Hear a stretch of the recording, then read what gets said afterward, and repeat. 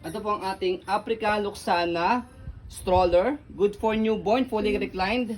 Up to toddler na po yan. So yan. Lightweight stroller, around 6 kg. High-seated, reversible po yung kanyang handle. Full canopy and then A4 cast na po yung gulong niya. Ibig sabihin ng A4 cast parehas na po nag-swivel yung kanyang wheels. Already washed and ready to use na po. Okay, so ito po yung details po niya one by one. So ito yung setup niya. Pagka naka-reverse yung kanyang handle, naka-full canopy, okay? Higa mo. And then higa natin for fully reclined. Ayan, okay? So pakita muna natin yung kanyang canopy, ayan.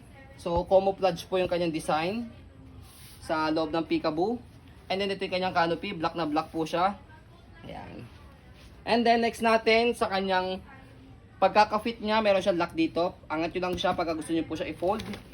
Ayan. So ito yung kanyang higaan pag naka-fully reclined. Kompleto siya sa pad for newborn. Ayan. Pag toddler na po siya, pwede nyo na rin naman tanggalin yan. And then ito meron siyang pad dito. And then 5 harness, wala po siyang putol. Safe na po, safe po si baby. Okay. So next po natin, meron siyang pad sa front handle. Press nyo lang po dito. Pag ilalagay, tatanggalin si baby. So next natin, kapag ka naman po iupo si baby, ito yung kanyang leg rest. Pwede nyo siyang move backward. And then, upo natin siya. So yan po yung kanyang pagkakaupo. Okay? So next natin yung kanyang handle. Ayan, wala siyang tear. Okay na okay siya. Next natin, ayan, yung kanyang footrest. Ayan, okay na okay kanyang footrest. So next natin yung kanyang wheels sa likod. Wheels yan sa likod and then stopper. Likod Yan. daw, sa harap. Sa harap pala, sorry. Yan. So all goods yung kanyang stopper. Yan. Yan, hindi siya pudpud So next natin, body frame niya. Ayan. So this is pre-lap, expect minimal scratch. Ayan. So kung gusto niyo po ng brand new, ayan, nasa 34,000 po yung brand new niya. Pero this is selling as low from the brand new price. Sobrang laki ng matitipid po ninyo. Yan, kabilang side ng body frame. Paint lang to. Go. Next natin yung kabilang side ng gulong. Yan. Pati yung stopper niya. Okay. So yan. Next natin, ayan, yung basket niya.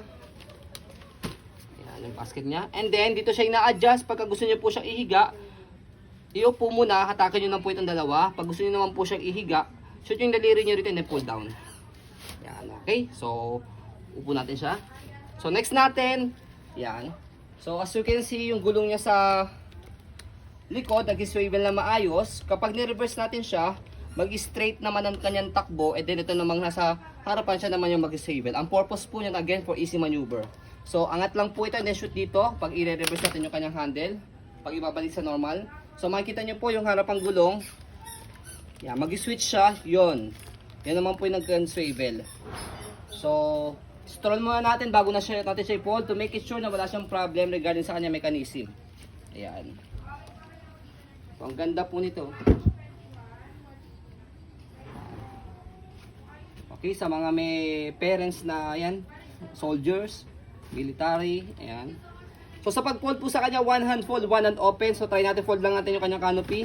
So slide, kailangan naka-unlock siya. Red, press yung ilalim, angat yung likod and then pull down. Ganun lang siya kadali. Kapag in-open, same lang din, naka-unlock, press yung ilalim, angat yung likod tapos buka. So that's it. Easy to fold, one hand fold, one hand open. So yan po ang ating Africa Luxana stroller. As you can see, very details po kami sa yung pag-video kasi kami siya policy.